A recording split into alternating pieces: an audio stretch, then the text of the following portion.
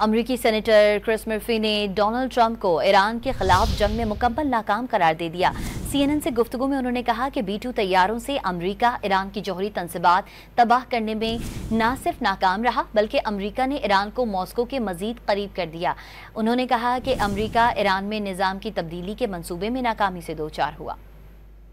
Yeah, I think that's right. And listen, we still have not gotten, any damage assessments. We have a classified briefing in the Senate tomorrow afternoon where hopefully we'll get some questions answered. But, already you're seeing information that suggests, we did not deal a lethal blow to their nuclear program. They may still have as much as a half a ton of uranium enriched up to the 60% level, which is near what you need for a nuclear weapon. We may have just damaged Fordo. We may not have destroyed it.